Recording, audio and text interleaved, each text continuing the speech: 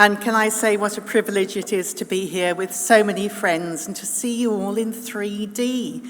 I was saying to Malcolm that I've seen him on Zoom every week for the past 2 years now, only in flat screen, and it's wonderful to finally catch up with him in real life, as it is with so many of our Iranian friends who are with us today.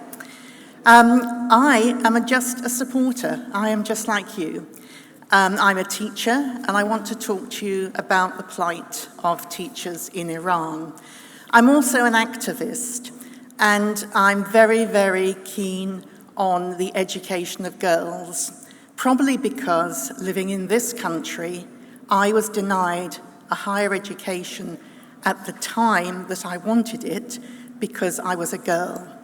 And when I say that about the UK, people say rubbish.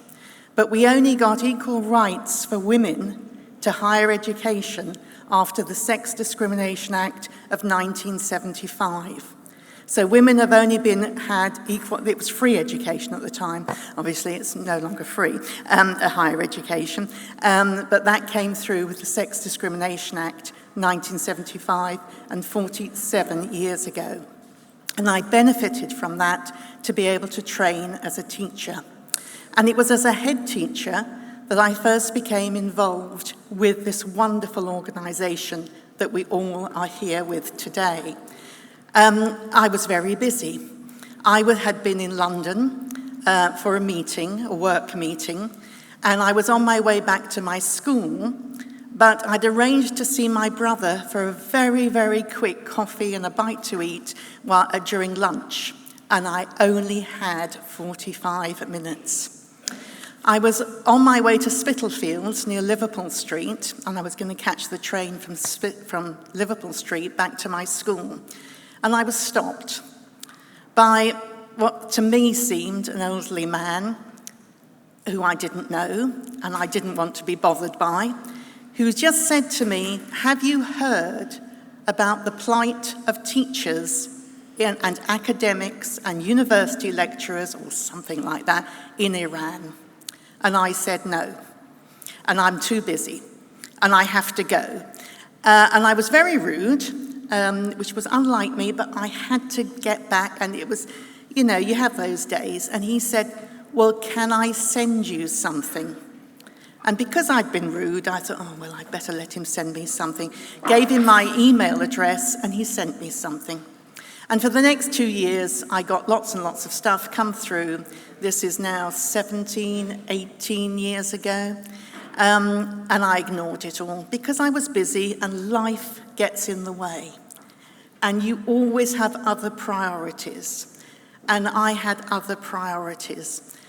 And then, about 16 years ago, I went to a meeting, my first ever meeting, in a church like this, in Westbourne Grove. And I met 160 volunteers like you and heard a speech by the amazing Tahir Boumendra, who was the UN representative out in Iran and obviously went to Camp Iraq and went to Camp Liberty. So guilty about Camp Liberty, and my mind was blown. And I was so guilty about not having used the best of my time prior to that to help this wonderful organisation that does so much. And as a teacher, I feel particularly that I want to support the work that the organisation does for teachers in Iran. And I was very, very pleased to hear from the TUC point of view that workers actually support the teachers' rights. And I know that very many workers have been out on the teachers' protests and supporting them in their protests in Iran. There's about 1 million teachers in Iran, and they are very, very, very much undervalued and underpaid. The poverty line in Iran is considered to be about $400 a month. I'm not quite sure what the exchange rate is at the moment, but that doesn't strike me as a lot. The average teacher doesn't get anywhere near the amount of the poverty line. They get around about half or less than half of what is considered to be the poverty line. So if they're lucky, $200 a month. Now, I can remember as a very young teacher in the 70s, having strikes and protesting, and our first ever pay rise in about 1978 enabled me to buy 3 Mars bars a week. That was the level of the pay rise. I think the Iranian government, Raisi, in his latest budget, has given the teachers about the same amount. It's certainly a very, very small token gesture. What is very interesting in Raisi's budget is the enormous amount he has given in comparison to the Revolutionary Guard, the Iranian Revolutionary Guards Corps, the IRGC. And we all know how much money goes to fund the Iranian wars, or helping in the wars in Yemen, in Syria, in Iraq and Lebanon. All of the money goes elsewhere and never goes to the population, never goes to the people who are in Iran. And it strikes me that teachers are always going to be the worst possible enemies of the state. I was very taken aback some years ago when I went to Cambodia and visited the killing fields and realized that Pol Pot in 1972 or whatever had killed 3 million people in his country. He killed everyone who wore glasses. And looking around here, that's an awful lot of us would have gone. Mine are contact lenses, but I think it's the same thing. The basic argument was, if you're wearing glasses, you can read. And you do not want a population who can read, because reading is actually very bad for a despotic, tyrannical government. It's the same sort of thing if you take that forward to Iran. They're not burning the books as much, but what they're doing is destroying the satellites, not letting people have that communication, not letting people see the truth. And education is the one way that we can help the next generation. It's the one way we can give truth out there. We can disseminate information.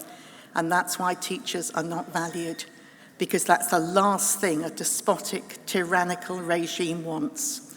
And that's why, thank you, Malcolm, but that's why on the 1st of May, on International Labour Day, in over 100 cities across Iran, not the teachers were out protesting, but they were supported by other union workers, by other workers as well. And what is interesting about the teachers, and this is my final point, is that they speak truth to power. When they actually speak about and they shout their demands, yes, for a living wage, yes, for better treatment, yes, to not be arrested and thrown into prison, and all of those things that have happened to them, they say things like, our enemy is here. It is our government. They lie. They say it is America. Now, for goodness sake, you do not want that truth going out there. And therefore, they get arrested and they get thrown into prison. And 2 things have struck me about that is their immense bravery, that they continue to go to the streets. I've been in protests in my life, including recently, but I know I can go out on those streets, I can say the truth and not be fired at, not be killed, not be beaten, not be thrown into prison. They are, and yet they still protest across the whole country. They still say, no, this is not right, and we are going to protest. What immense bravery, and what immense bravery of our friends and colleagues and everybody in Ukraine, and how wonderful to have our Ukrainian friends with us here today, and what bravery they show. Thank you. My final point is to thank you all for supporting this organisation. I read Madame Rajavi's 10-point plan with immense hope that that will be the way forward for these wonderful people. Thank you very much.